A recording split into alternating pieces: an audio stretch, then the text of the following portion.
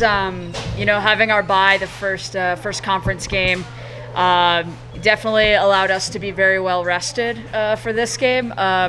Also, probably a little bit of rust, a little bit of getting back into the rhythm of things and building some fitness again. So, so I think that was really like a big piece of the game, was trying to get through those pieces, get through our first wind and push through that to knock some rust off. I think usually the hardest piece to get is the piece in front of goal. That's usually what comes last.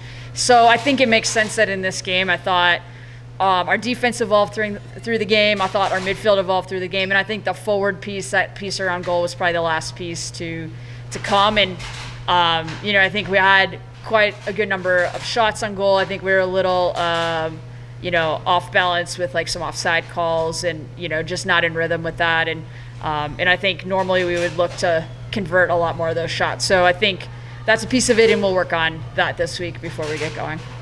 Definitely taking all those pieces moving forward. You meet up with CSU Pueblo and big time name UCCS this weekend.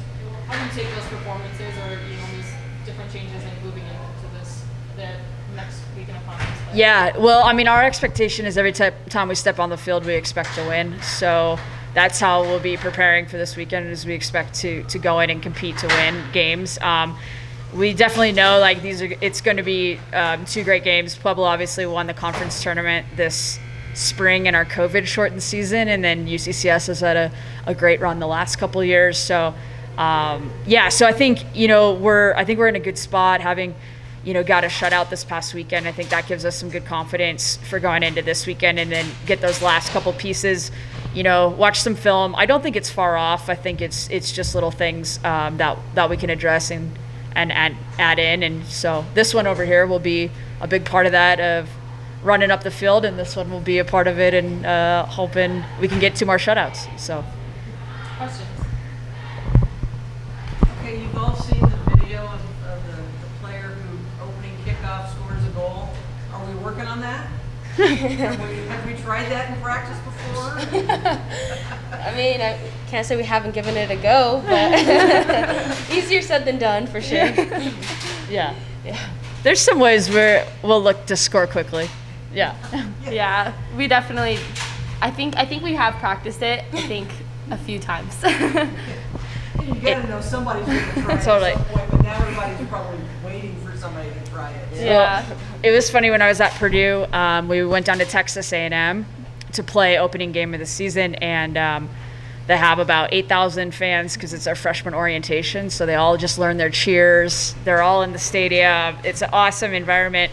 And we had a big Canadian player. She saw the goalkeeper was off her line opening kickoff and just kicked it 60 yards over her head. It was tied for the fastest goal in NCAA history. So yeah, I've seen it. It's possible. If we have someone who can kick it 60, we'll try it. So Part of practice now. Okay, we're gonna start measuring the kick. yeah, totally. Yep.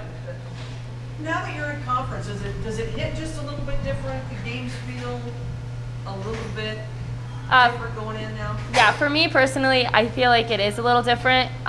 It's like, these games matter, and we just have to put ourselves out there and be like, we're gonna win, and I'm hoping, or we're actually gonna go to the RMAC championship this year. We are, and I believe that this team is capable of doing that, and we just have to put that out there and get it done.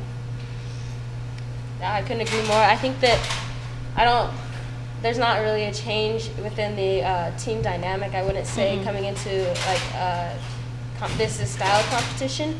I think it's just another opportunity to prove all of the preseason and all the work we put into playing these games. Just opportunity to grow and continue growing. Mm-hmm. Yeah, Coach Jackson made a good point the other day. He mentioned their next 5 games are all against Colorado opponents, and they're calling it the Colorado State Championship. I think for us, a lot of times we know the RMAC is very Colorado heavy at the top. Obviously, Westminster is a great team out of Utah. And of course, there's New Mexico and South Dakota. But I think for us that we kind of know if we can take care of business in the state of Colorado, that puts us in a really good position to be successful. So, You know, we have a Nevadan here, and then we have a Colorado native. So I mean, they've played with a lot of these people, against a lot of these people for a long time. So I think for us, it's very motivating to get this chance to kind of play against other Colorado schools. So we're excited about it. Coach mentioned a shutout for you guys. How important was the clean sheet going into conference play like this? It's definitely important, and I'm definitely waiting for more shutouts because I love getting a shutout. I love the feeling of it and how I feel like, oh dang, we can do it. We can get this done, and especially with the defense. Like, the defense is a major key role. It's not just about me. It's also about the team. It's a major, like, it's definitely a step forward for us as a team, and getting a shutout, and I feel like it boosted our confidence a little bit. Where's that communication coming from? Who is it? Is it the keeper? Is it It's all of us. It's me, Devin, Nick when she plays. It's definitely all of us. All of this back line. Like, we all communicate. We all definitely step in, and if we see something, we'll say something, and it also helps us on the field and off the field. I agree. How do you kind of balance taking a success, like going, like you talking about the shutout, and then also you kind of mentioned like tweaking little things. How do you kind of balance that on? You want to obviously stay confident, everybody loves winning, but also like tweaking things to keep getting better. I like to call it never-ending aspirations. I think we reach goals, and then we continue to look at what's the next step and how do we continue to evolve and get better. To me, I think the best players in the world are the ones who have perfected that. They always have pieces that they're looking to climb to. So for us, the good thing is we have a lot of pieces that we can continue to evolve and get better. So yeah, I think it's a balance of now, like, focusing forward on the next step. I think achievable goals are a great way to be successful because it lets us measure it. So we'll really look to, like, define that this week, and then look to achieve those this weekend. It seems like the confidence factor is really starting to play on this team. I mean, you know, a couple of years ago, we think we want to get better. Last year, we're getting better. This year, you can just kind of tell you believe you're right there. Yeah. Is it just a matter of playing better, getting to know each other, or? I think it's a combination of all of those things that you just mentioned. Communication and opportunity to be around each other so much. We actually got an opportunity to listen to a speaker before our game the other day, and she really honed in on the idea of value and taking the time to value each other and value yourself. And I think in the RMAC, Colorado Mesa women's soccer hasn't been valued and taken seriously. And at some point, you either got to put your foot down or walk away. And I think that this year and this past year, has given us an opportunity to put our foot down. And we're sick and tired of being walked all over and talked about. And, like, we weren't in the room in conversations, but now, like, I don't know, I can't get enough of us, so. She's a confident one. Yeah, yeah. There's a lot of confidence over here. Yeah, I think Addie kind of nails it. It's, I think if you don't believe it, you won't fight for it. So the first step is believing it and creating that culture where you're going to believe it first and fight for it. And, I think the results follow that. Maybe not always consistently, but I think the performance always takes care of the results. So, if we put that on the field, I think more often than not, we're going to end up in a good spot. Yeah, and what Addie was talking about, we had Lindsay Eisnogel, who was the last program's last All-American.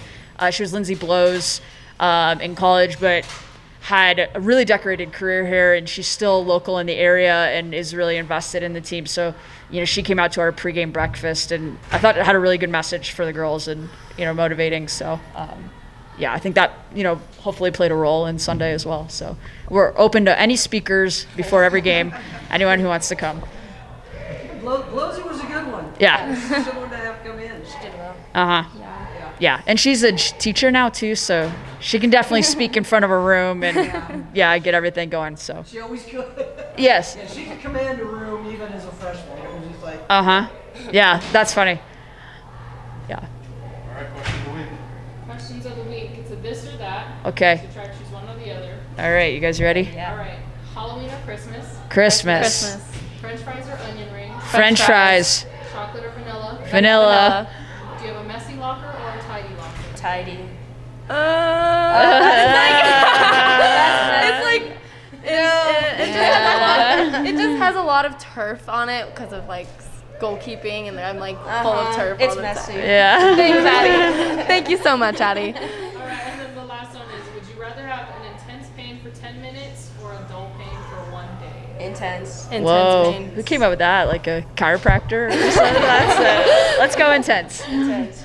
All right, awesome. Yeah. Thanks, Aaron.